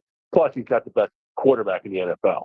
Lastly, on that game that you were there, I watched your pregame hits, and it's interesting. I wanted to ask you this as a broadcaster. What is it like when you got to get to the stadium real early? I see Sal Powell, I see you, I see everybody, and I'm like, wait a second. I live in Vegas, as you know, and I know what time it is, and sometimes the stadiums are dark for West Coast feeds on ESPN and NFL Network. When you're planting yourself there all day, you got the gear on, Steve, you know the weather could be coming later. How do you pace yourself for one of those long hauls? It's very easy. As somebody who grew up, in suburban St. Louis, kind of on the last line of civilization, raised by a single mother, you say to yourself, there are people going out, put shingles on roofs this time of the morning, are going up to collect our garbage or whatever, who would kill to be in my position. So cherish the opportunity we have to get paid to talk about. Beautifully said. I'll see you in San Francisco. I always appreciate your time, and congratulations on your great honor. Thanks so much, JT. You're the best, my brother. Take care. Steve Weiss, everybody, from NFL Network. Go back with him a long way. He is a tremendous reporter, tremendous host. And when I go back to the Hall of Fame and he's anchoring Clay, he's anchoring Eric Allen in the dinner, and I'm sitting here watching him anchor it, I'm like, man, that's a job I would dream of in my life. And he is so humble for those experiences. He's just a rock-solid reporter and gave us good information on that Denver game. He didn't like the play call. He didn't mind Clay going for it. He didn't like the play call. It got blown up before it started. Yeah, it's attack mode, isn't it? And it is blown up in some people's faces, but at the same time, I can kind of see where, hey, you have this one opportunity to win right now. go and make that move and set the statement. That's the kind of guy that would start out with 5 wide, start the game 5 wide, and put Genty in the slot and attack. Yeah, I'm just happy we don't have Stiddy City for a week with Denver. We'd be talking Stiddy City. It'd be Stidham in the Super Bowl, right? It'd be that. And I didn't want that, but I don't like the Patriots. I've never been Patriot friendly. The Tuck rule, long before the Tuck rule. I'm not Patriot friendly, but we got a bunch of Patriots around the organization now. And get over it, everybody. For those who complained about Josh McDaniel being a Patriot and coming to the Raiders, Josh McDaniels is laughing right now at the Super Bowl. He's going to get a massive check for being there, and he's calling all the right plays. He did not work with the Raiders. Okay. It doesn't take away from his legacy as a play caller, but he wasn't a good head coach. He didn't. And I interviewed him every week for a year and a half. I didn't see Josh McDaniels, who I respected and enjoyed talking to. He was good to me. I was good to him. I couldn't believe that the Raiders couldn't open up their offense with Josh McDaniels. Because look at the offense now with Drake May. Well, maybe it's because he didn't have the right players. But he was a part of that decision to get Jimmy Garoppolo and to go down that road. It depends on your quarterback. That's why Mendoza is so important. We know. We're not going to say that Mendoza isn't going to get sacked a lot. I don't know how many times Mendoza is going to get sacked. It's going to be a lot maybe in year one, more than you want. But we know if Mendoza has a clean pocket and Bowers is running a crossing route with Michael Mayer and Trey Tucker's running a go route, and we have a new number 1 wide receiver and Jack Besh is running a in route for 7 yards, Mendoza will find the open receiver and he'll hit him right in the chest. That's why we need Mendoza. We need a quarterback that if he has a clean pocket can get the ball out. If he has a clean pocket, now you might say, well, we're no guaranteed to get a clean pocket. Yeah, you're right. That's why we need a new offensive line. That's where we stand today. All right, Raider Dave out in Denver. Dave, your boots on the ground. How the Donkeys feeling after this? And you know Sean Payton's taking cheap shots at us already if we get Davis Webb. Oh, man, he's got a huge target on his back. You know, if he doesn't make moves to the Super Bowl in the next 3 years, I kind of wonder if it's really that bad. People are all over it. It's pretty amazing how folks can turn so quick. And, you know, speaking of turning so quick, I don't know what the holdup is for Sean McDermott to make any kind of communication with anybody. According to Rappaport, he might want to sit the year out. I just don't understand it. Mm-hmm. He's got to be so mean. Buffalo Bills to let him go. I know I would be. And to grab a potential job in the AFC, to go back after the Bills with a great running back, the best tight end room in the league, and a Mendoza coming out of college the way he has. I mean, we don't see any detractions to this job. So the only thing I can think of that is the reason we don't hear much about what's going on with him is it could be that the people that he might want to select are still involved in the 2 teams that are left. Now, that's what my hope is on. They can talk about a lot of folks. You like Kubiak, you know, it wouldn't be terrible. Webb wouldn't be terrible, I don't think either. But man, there's nobody left in the league playing next couple of weeks that has the winning record like McDermott has. And I don't think it's a fair shot to Vegas to say that there's any real detractions. That's got one of the best facilities. There's owners that's ready to spend money. I mean, Gino gets traded off, whether they save $18 million, and that puts the Raiders at the top of the list with almost $120 million next year to spend. There are too many good things going on. Silence is golden, and I guess no news is good news, but I keep hoping that the winningest coach left in the NFL is going to be the coach of the Raiders. Yeah, wow, look at that. Raider Dave. Appreciate it. One of the sharpest Raider fans out there. And that's a compliment. One of the sharpest Raider fans out there wants McDermott. How do you argue, Clay, with Raider Dave? Raider Dave's like a Raider Mort, historian in the Raider Nation. Raider 66, too. I don't. I'd be sending wine and cheese baskets and La Casa cigars over there. Look at Clay sending La Casa cigars to Sean McDermott. Come on out to the outdoor patio, Sean. Let's have a drink. Wow. Clay Baker giving you a little look into the future of Sean McDermott potentially here. All right, that's it for us. We have one more segment on radio. I say goodbye to the bricklayers. We have 930 people in our chat. That's a lot. Appreciate that. I told you if we build it, they will come. I don't just have a live stream. We got 2 other radio shows. This is a live stream of this radio show. More news to come. We'll be streaming live from the Super Bowl. I'll be up there with Q Myers. We're going to be up there grinding for a week from Radio Row in San Francisco. Can't wait. Australia's biggest sport. All right. Hit the like and subscribe. On the way out, I want to see likes. I can see all. Hit the like and subscribe. Like and subscribe. Thank you, everybody. Thank you very much. You know where to find us.